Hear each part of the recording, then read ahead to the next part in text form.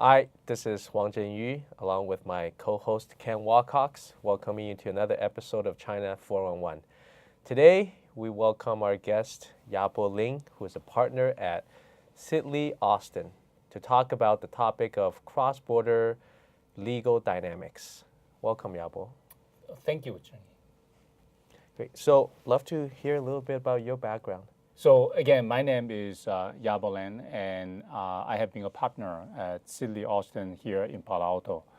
I do cross-border M&A work, and I also handle compliance, corporate governance, etc. And my firm, because it is a very global firm, so I get to sometimes feel like I'm sitting at the front seat, looking at the cross-border dynamics. So that's a very good title for the show. So the legal dynamic in a cross-border setting between China and the United States. So I get to observe the business dynamic, legal dynamic, political dynamic, and things that people think differently between China and the U.S. When they try to come together to solve problems. You know, we're lawyers, we try to solve problems. Yeah, well, how long have you been with Sidley? So I've been with Sidley for almost 7 years now. Where were you before that? I was with a law firm called Sun & Shine, Nass and Rosenthal. And I was, before that, I was in Kansas City for 2 years. Kansas City? Yes. Oh my goodness, why Kansas City? Long story, Ken. I don't know how long this program. I heard it's like for a limited duration, but I will make it short for you. I went to Washington University in St. Louis for law school. Oh, and, good place. Thank you. I love St. Louis. And then Kansas City, obviously, is a cross-state rival for St. Louis and the second largest city in Missouri.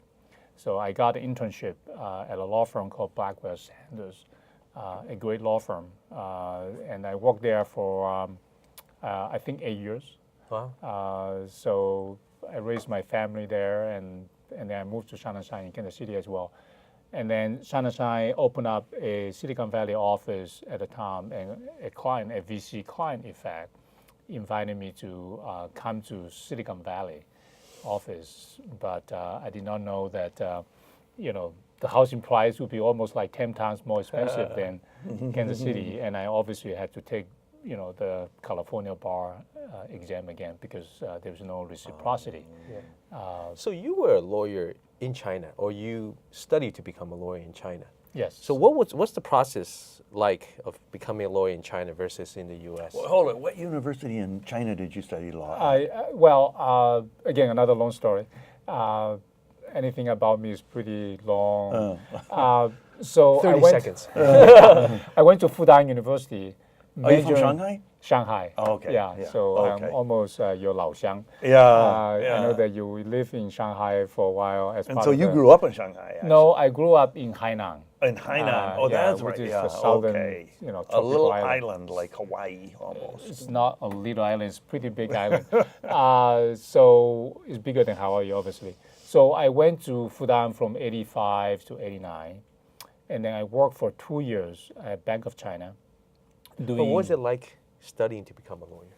Yeah, so in China, there are 2 ways to become a lawyer. So you go to law school directly at the undergraduate level, or you just pick a major like Chinese literature, which was my case, and then you study the Master of Law degree program, which I did. So I worked for Bank of China, and then I went to Sun Yat-sen University in Guangzhou for my LLM or Master of Law degree. So it's a 1-year program versus 3 years JD So program? yeah, or- so in China, the undergraduate program in law is called LLB. It's a 4-year program. It's like Germany, for example. It's a continental law system. In the U.S., yes, it's a 3-year program, JD program. Got it. It's a 3-year. And Sun Yat-sen was how long for you then? So I was at Sun Yat-sen for 2 years, and then I went back to Sun Yat-sen again after I had come to United States to do my so-called dissertation defense to get my master's degree. Yeah. So theoretically, I need to spend 3 years at Sun Yat-sen University on campus. But because I had to leave China for my U.S. legal education before the completion of the 3-year program, Sanya University and my professors were kind enough to allow me to come back to do my dissertation, and I still got my degree. So, what's Yeah. the process like becoming a lawyer? Is it just like in the U.S. or is it very different? So that's a very good question, another very good question. So China did not really have the bar exam system until almost, I wanted to say 1987 or 89. So before that, there was no examination system. I took the bar exam in China in 1992. So, still like maybe year 4 of the resumption of the bar exam in China. It was a pretty tough exam. So you took the bar exam, and the percentage of passing was still pretty low at the time. I don't know the passing rate at this point, and people said that it's only like less than 10%. But I felt like it was a little bit easier, when I took it. And so you took the bar exam, but then you need to practice law in a Chinese law firm in order to have your so-called practice license.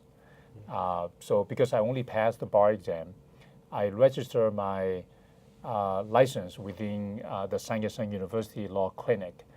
So I got the practice license, but I only got to review a few contracts, did not really practice full-time, the story. So what's the major difference at a high level between Chinese legal system and American legal system?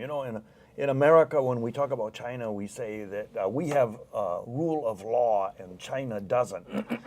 How true is that really?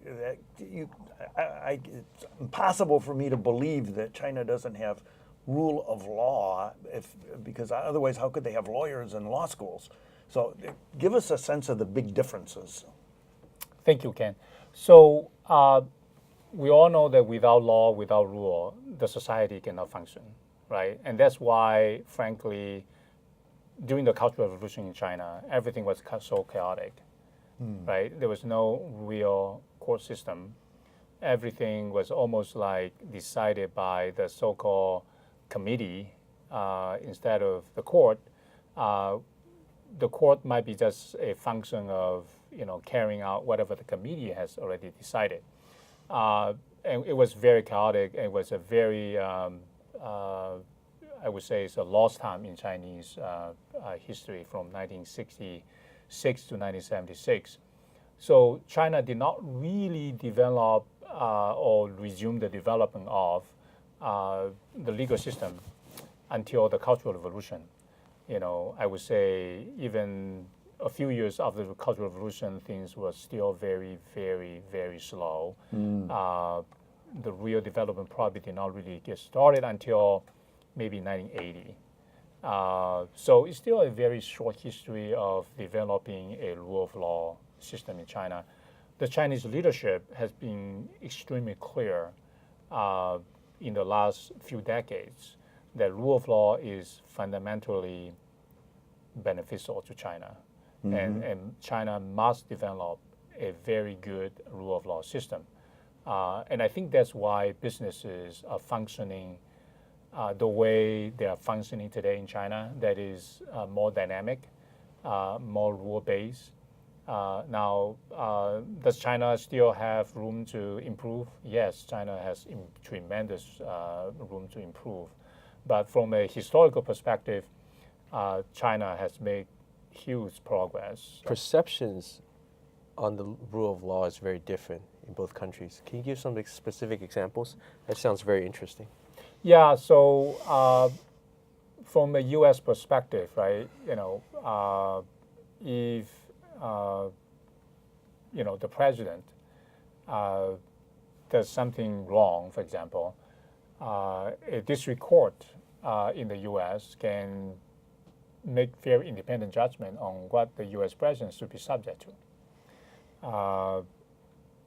And then from a Chinese perspective, if the president of China, should be subject to some sort of court action, in his official capacity, it has nothing to do with crime or anything else, but just official executive order, or rule that the president might have signed.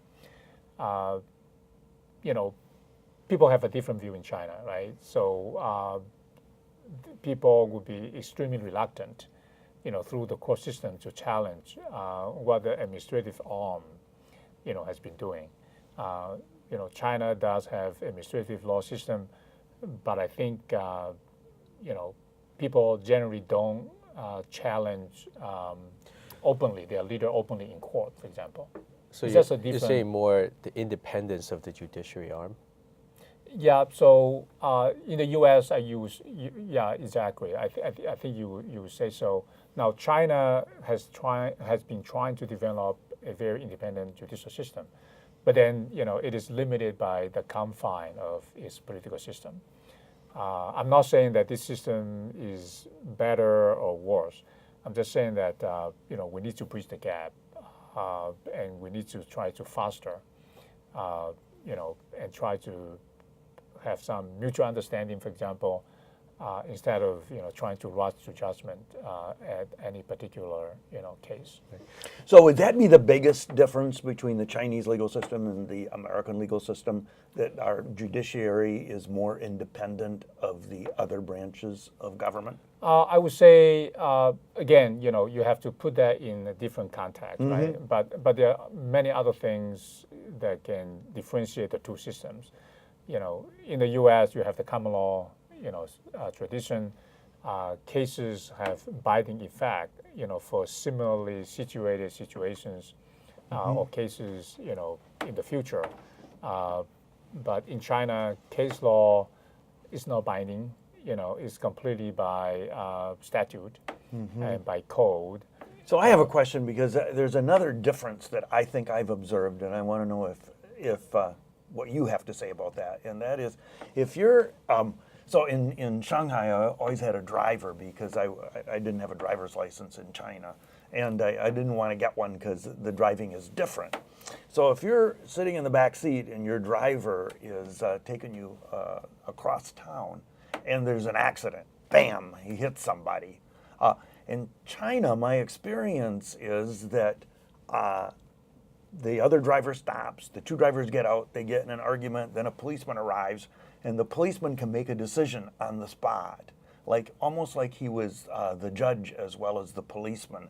And everything gets settled, and then everybody goes home, and there's nothing afterwards. Right. And that's a little different here, because when we hit each other, then there are always proceedings afterwards. The insurance companies get involved. In some cases, there's even a form of a trial if charges are brought. Is that a correct observation, or am I misunderstanding something? I think you have a very good observation. I have seen people arguing on the roadside with the police standing by trying to take notes.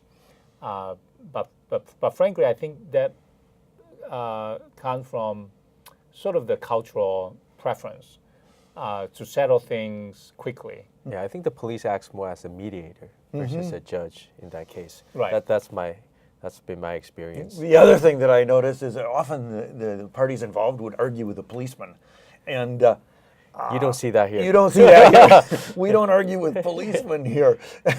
So in some sense, we're more authoritarian in at least that particular kind of situation. Right. I would never take the risk of arguing with a policeman. Yeah, because you fear that the police will write something bad for you if you. Or put me in handcuffs. But in China, my driver got into so many arguments with policemen. He was an aggressive driver. He was always hitting things. Oh, no. And he was always arguing with other drivers or with police. Okay, that's how you learn your Chinese, right? Anyway, let's switch gears a little Yeah, bit and talk yeah. about some of your activities today, because I think you're involved right now in helping Chinese companies do business in the U.S. often. Is that right? Yeah. Yeah. Can you help us frame a little bit, if you have numbers, etc., on how big this opportunity, how quickly is it happening? What are the size and scale of this? I think that would really help kind of frame this. Oh, thank you, Ken and Chengyi. I wish I have the chart in front of me. So I did a presentation in Stanford not long ago about, not just about law, but also about the trend on M&A activities.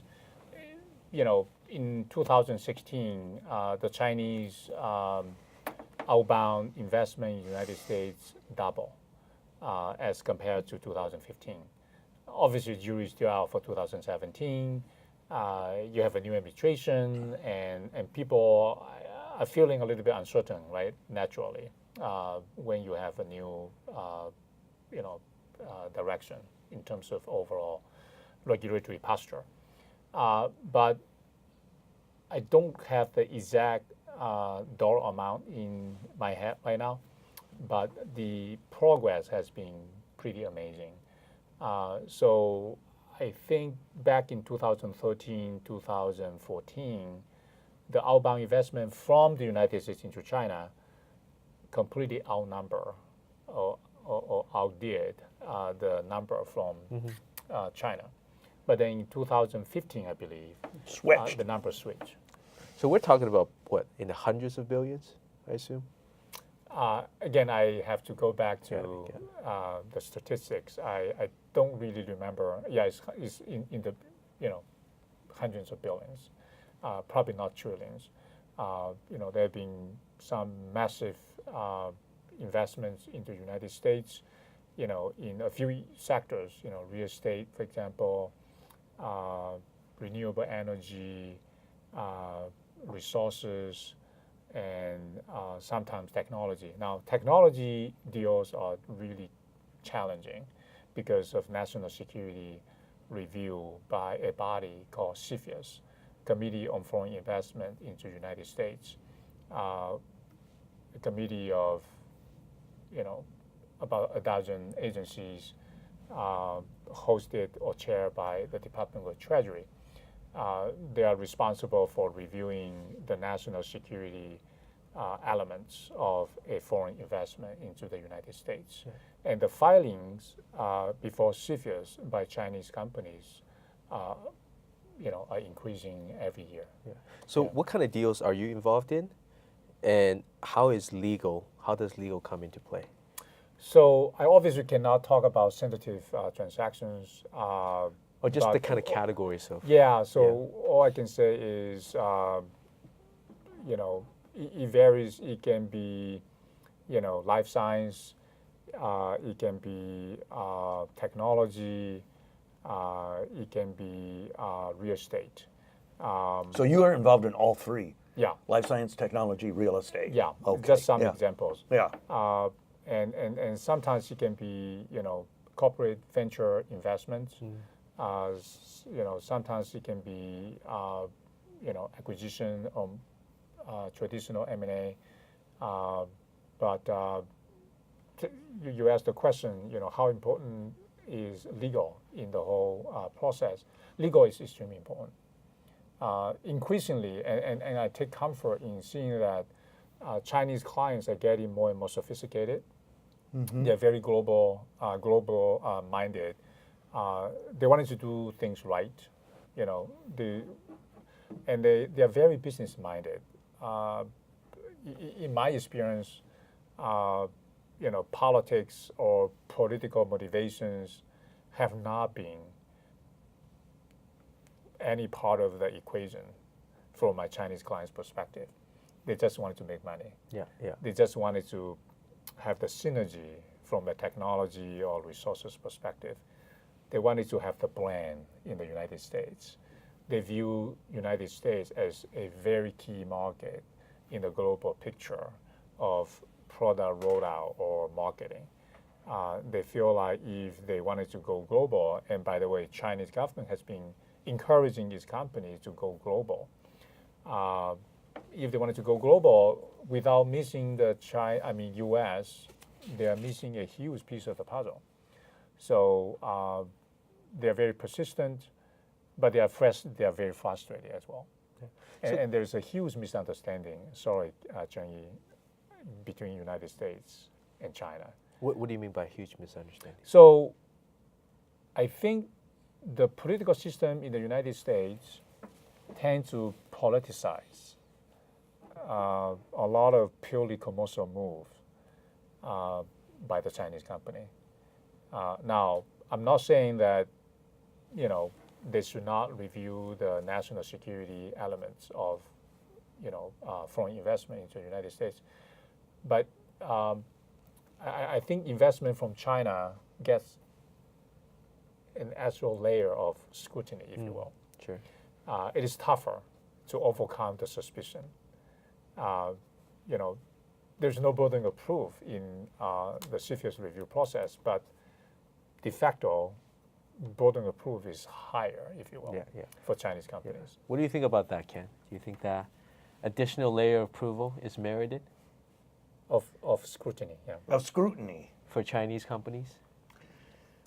Oh, that's a difficult question. That's a difficult question. Let me come back to that in a couple of minutes because I think we ought to talk about that. But for the moment, let me stick with your question about the reasons why. Because when I talk to people, and I talk to Chinese companies and representatives of Chinese companies all the time that are bringing money to, or want to bring money to the U.S. to purchase or invest in technology, when I ask what's motivating you, what is it you're trying to accomplish, I get a range of answers, and I'm trying to figure out which ones, how you prioritize those answers, which ones are the most important. So some people, see, I talk to SOEs, I talk to private equity firms, I talk to venture capital firms, I talk to wealthy individuals.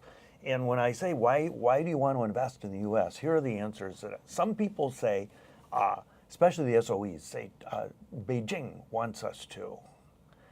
So encouragement from the government. I think you said that a minute ago. Another one is we want to diversify our assets. Why have them all tied up in just one place? We better go global for diversification. Yep. Other people say returns. We want to pursue higher returns, and we feel that we can get them in some other markets. And then some people actually say safety. They say, you never know what's going to happen in China, so we'll put some of our investments in other places. It's a form of diversification, but it's not so much economic diversification as it is, in a sense, it's a safety issue. It's almost a political diversification, I think. So I'm wondering, in your experience, how do you rank those? Are some of them more important than others? Or are some of them more representative than others? Yeah, I would say in my... And actually, if I can add one more that I've heard, is about bringing the technology back to China so that it could grow the business in China, not necessarily the economic returns in the U.S. So strategic. Yeah, strategic. More strategic than economic. Yeah, I would think, there are different reasons behind every deal. But in terms of, for example, the sensitive issue of political diversification or political safety, I frankly have not experienced that personally. My clients have been almost completely based on their strategic goals. Market, this is our next market. We wanted to perceive as the market leader in this sector. So we need in to... China or globally or in the U.S.? Globally. We need to go global. We need to have a global brand. If you're not in the United States, it is not global. And we cannot grow organically because that would take many years. We wanted to acquire so that we have a foot in the door, or we have our nose under the tank very quickly. So commercial or technology or strategic, however you call it. But in terms of so-called safety diversification, I heard people talking about it, Ken. But it's not too different from multinational companies in Silicon Valley parking their revenues overseas, in tax haven jurisdictions, as you know, trillions of dollars, and through various structures. And that's what, has been debated, over the years, how to bring this money back to the United States. How do you lower the corporate income tax so that this money can return? So in a way, asset diversification, obviously is part of a logical commercial, thinking process. But I think the overriding motivation for the Chinese outbound investment is, the desire to take the next strategic step to go global, to make money, and as Ken said, as Zheng Yu said, to bring maybe their management expertise, to bring the marketing know-how, to bring the technology back to the headquarters as well. So given that these business people have been brought up in a legal system, to your words, are quite different from the US's, what's the biggest thing you have had to educate them on? Everything. Everything. Wow. Okay. All right. For example, if they say, okay, Yabo, we have this deal that we need to finish. Today is March the 10th, and we need to get a term sheet signed in 20 days, and we need to get the due diligence done in 35 days, and we need to get the final agreement all signed in 2 months. I say this is almost like the roadside argument between the driver and the policeman. Try to get something done quickly. In a deal setting, I always try to manage the client's expectation. I said it's going to take longer. We will do what we can to try to get things done quickly, but in terms of timeline management is the first thing that I will educate my clients. So why does it take longer in the U.S.? It's not just the U.S. I think, again, the Chinese companies, I wanted to say this is almost like only the beginning of Chinese companies trying to, go out of China to, to acquire, to do business, to sell, to do everything else. So they are not very experienced. They're trying to learn. And they are a very good, humble learner. But then when you're trying to learn, it takes time. Simple things such as, for example, VC investment. So in Silicon Valley, we all use the national venture capital association templates for venture capital investments. We call this customary terms, and people don't really argue over them. The liquidation preference, the redemption, and all those other terms. But the Chinese clients would just dissect every single sentence and try to understand what it means, and then argue back and forth with even us that this is not fair. We need to change the terms. So So they're not familiar with the terms. Exactly. Okay. The getting over the learning curve, I think, takes time. And then due diligence. They tend to, for U.S. sophisticated clients, they just wanted you to highlight the so-called red flag issues, the major issues in your due diligence report. But for Chinese clients, they want you to summarize everything that you see. So the lease agreement about this building, what are the key terms, expiration date, renewal terms, what are the terms about subleasing? They want you to summarize everything. About this agreement, what is the counterparty and is there any most favored nation, clause in the agreement? What is the termination basis, to end the contract? Then they wanted to know everything, and they review everything very carefully. And then the term sheet, as you know, the term sheet is not, or letter of intent is not binding, but for Chinese clients, nothing is not binding. Everything is binding. They will lose face if they have to go back and change the term sheet. So they negotiate the term sheet very, very carefully. Got it. So everything takes time. Okay. Let's go back to your question from before. Sure What thing. was that? Say it again. I can't remember. Well, in terms of extra layer of scrutiny Oh, the extra for layer of Chinese scrutiny.